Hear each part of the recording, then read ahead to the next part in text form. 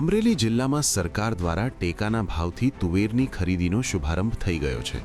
અમરેલી, સાવરકુંડલા, બગસરા, ધારી અને કુકાવાવ સહિતના સેન્ટરો પર તુવેરની ખરીદી શરૂ થતાં ખેડૂતો તુવેર લઈને યાર્ડના સેન્ટરો પર પહોંચ્યા હતા।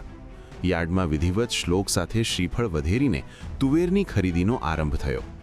તુવેર માટે સરકારે 1600 રૂપિયા જેવો ટેકાનો ભાવ જાહેર કર્યો હોય ખેડૂતો માટે આ નિર્ણય આશીર્વાદરૂપ બન્યો છે। અને સરકારે ટેકાના ભાવે ખરીદી ચાલુ કરી છે। એમાં હું તુર લઈને આવ્યો છું। મારે 15 રૂપિયાની તુર છે અને અત્યારે હવાઓ મણ લઈને આવ્યો છું અને સરકારે ભાવ સારા આપે છે। આમાં જો યાર્ડમાં વેચવા જઈએ ને તો 1300 થી 1500 ભાવ આપે છે।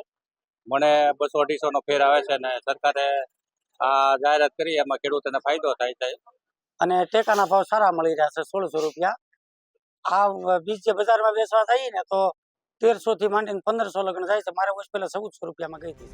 અમરેલી જિલ્લાના માર્કેટિંગ યાર્ડમાં જાહેર હરાજીમાં ખેડૂતોને 1300 થી લઈને 1450 આસપાસના ભાવ મળે છે, જ્યારે સરકારનો 1600 રૂપિયાના ટેકાના ભાવે ખરીદી કરે છે, જેથી ખેડૂતોને 200 થી 250 જેટલો ભાવ તુવેરમાં વધુ મળે છે। ખેડૂતોની લાગણી છે કે સરકાર હજુ વધુ ખેત જણસોની ટેકાના ભાવે ખરીદી કરે। જિલ્લામાં અલગ અલગ સેન્ટરો પર ટેકાના ભાવની તુવેર ખરીદી પર ગુજકો માસોલના પ્રતિનિધિ જેનીસ રામાણીએ 2 હેક્ટર દીઠ 125 મણ ખરીદી કરવાનું જણાવ્યું હતું।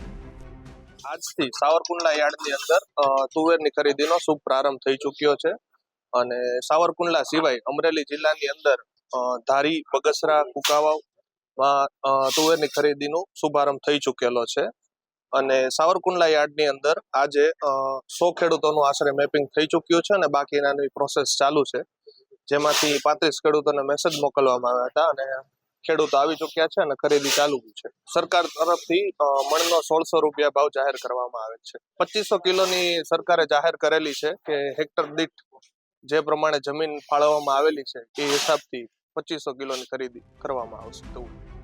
માર્કેટ યાર્ડમાં ઘણીવાર ખેડૂતોને એટલા નીચા ભાવ મળતા હોય છે કે તેમની ઉપજનો ખર્ચ પણ નીકળતો નથી, ત્યારે સરકાર દ્વારા ટેકાના ભાવે ખેડૂતોની ઉપજની ખરીદી ખેડૂતોને તેમની મહેનતનું પૂરું વળતર અપાવવામાં મદદ કરે છે અને ખેડૂતોને નિરાશ થવામાંથી ઉગારી લે છે। Bureau report, offbeat story.